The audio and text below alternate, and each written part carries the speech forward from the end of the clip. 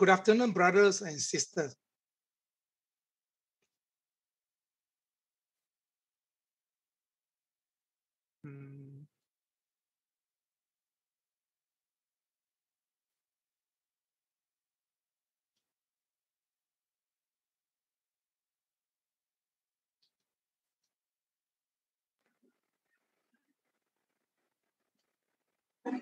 So can I, but is that I'm in a control of keyboard?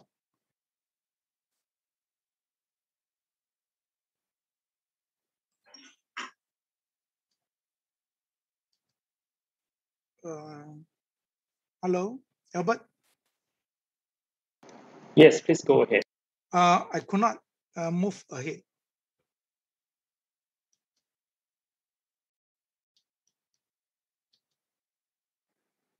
Not moving. Oh, okay. Okay, now I'm in control now. Okay. Recap a bit history. After, my name is Anthony Ng. All right. Okay, good afternoon again. After the Tzu School of Nursing was established in 1989, Master Cheng felt that the lack of traditional morals, values, and culture in the society at that time led to the decline of family ethics, causing many problems to the youth. Based on the same values issues, Tzu commissioners who have both morals and wisdom were selected to form the Yite Mother-Sister Association on October 25th of the same year. 5 years after Tzu Nursing School was established, Tzu Medical School was opened in 1984. The medical school began to enroll male students. Master Cheng decided to rename Yite Mother-Sister Association to Shichen Yite Association, referred to as Shi Hui.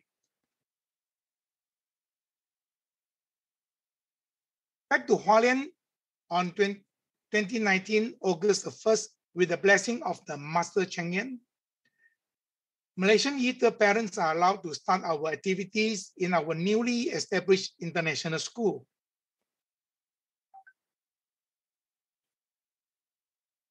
2019, November the 9th, the inaugurations of Shi Hui for the Tzu International School. About 50 commissioners were selected at the time with a blessing from Yite parents from Taiwan. This is the opening of the school of our international school, KL. Our first batch of students actually enter our school. Master actually said the student may only study with us for 3 to 6 years, but their knowledge will last a lifetime after graduation. We must guide them well, because if we don't, they will become, our misteaching may harm them forever. Thus, it is our responsibility. What we want from a child is neither fame nor profit.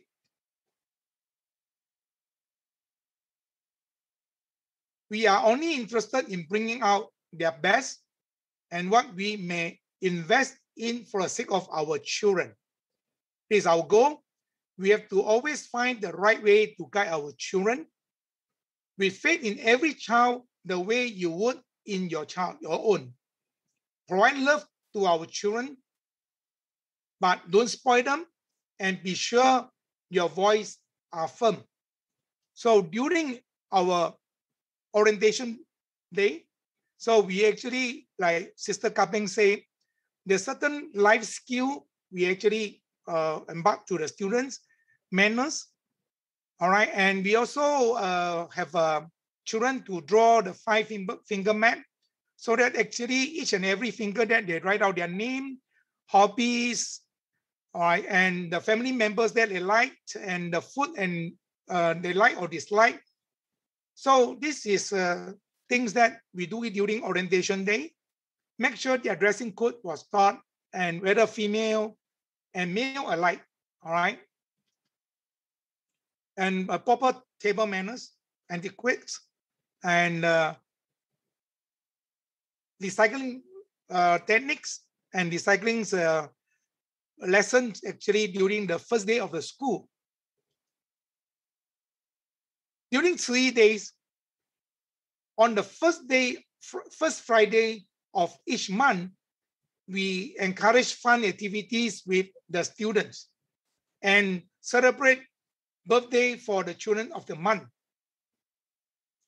They're dressing red color because that was during Chinese New Year.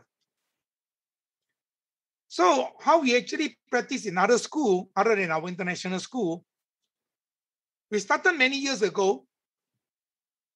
We learned from working relationship with various schools. We usually work with the charity teams to organize some enriching activities for the children, such as teaching them sign language, storytelling like Thai Mama. For the secondary students or middle school, we usually cooperate with the school own activities. For example, before their exams, school may invite some outside association or group. So we take this opportunity to go to this school to give talks for moral education, home motivation lectures before their examination. For during this pandemic, we cannot go back to the school, so must host the classes online. The curriculums for our students must be attractive so that the students will pay attention to us. So we will actually take a break every 40 minutes because the student will not pay attention longer than that. For example, in some online courses that we give students prep classes, like how to cut fruits, design a fruit platter, parents on the Parents' Day. When the school reopened after the MCO, MCO actually is a Malaysian term.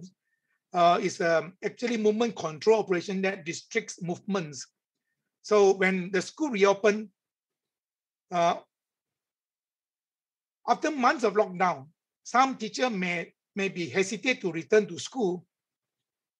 Either parents actually take opportunity to send them our love and care.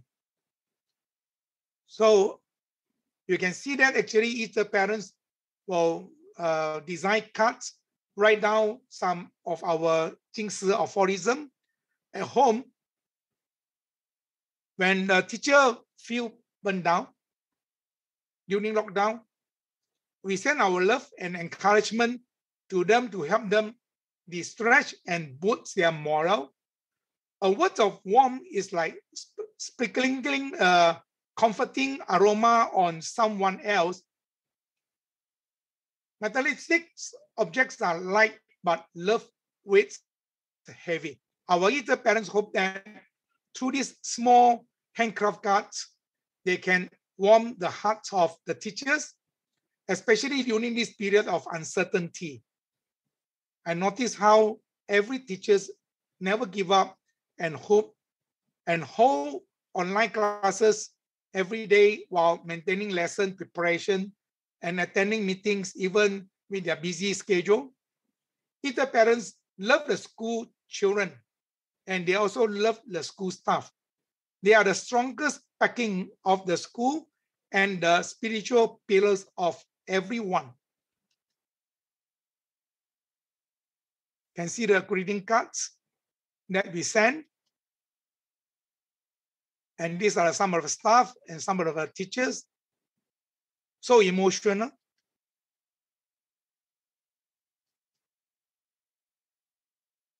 We go to a class and join with teachers. Actually, we give some talk to the children together. Online class may feel various problem. we will do everything we can to find second computers if a student actually could not afford to have a second or computers online for the lesson, or even sometimes you have to buy new one. For the either parents, usually it is accompany the teachers, visit the parents, and communicate from which we understand every child's own situation. And this one actually recently we have just done that after our restrictions movement. The students are preparing for their exams. So when a child had not attended their classes at school and was not in contact with people in the midst of this examination preparation, either parents send blessing cards and desserts and warm companionships and encouragement.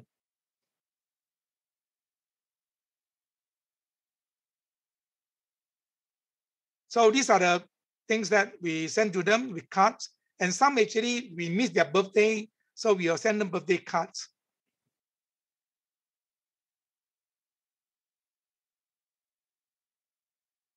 As Sister Kabing say, actually there's a tripartite relationship. There's always more than parents, actually a family. Sometimes involve grandparents, sometimes involve their siblings, and teacher relationship with the students. So as an either parents, and the role of either parents, our role actually is to bridge the gap between the three parties. Now I would like to share a video with you, a next story about one of our students. Rebellious phase is something most children go through while growing up. In our next report, we see how a 14-year-old boy survived his rebellious phase at such an international school in Malaysia. Yip Ziyang, who is now 14, went through a rebellious phase and was such a problem for his teachers and mother. In 5th and 6th grade, he slowly changed. How did I know? I received a text message from the teacher that he was making trouble at school. He is very curious about things in life, but impatient. Whatever he wants to know, he will just directly ask his teacher. He became impolite. Dealing with the complaints from school, Ziyang's mother didn't know what to do but to send her son to Tzu International School, hoping this is the right move. I vividly remember the first day Ziyang came to our school because he looked as if the whole world owed him something. He didn't want to come to school at all. I wasn't used to having so many rules in place for school. It was as if I needed to make a sharp and sudden change. Between the classes, there was 1 or 2 minutes of break before the teacher came in, and he would take his friends all over campus causing trouble. Within Tzu, students feel the love. The first time we met, I praised him for doing something good, no matter how small of a detail it was. I wanted him to feel that we are paying attention and that we see the good in him. Father Cheng told me, I've influence over my friends. Instead of leading them to mess around, why not lead them to work hard in our studies? I thought it over and decided I can try that. With the change in mindset, Ziyang is not only a great help in school, but also no longer worried. His parents. I was stubborn before and only cared about how I felt. Now I'm able to compromise and hang out with friends more.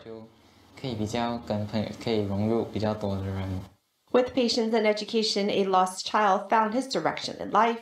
This is a testimony to the Jingsi aphorism that there is no student in this world who is unteachable. As a either parent, I will use this aphorism for my ending. Teach with propriety, educate with virtue, instruct with the truth, guide with principles. Cảm ơn.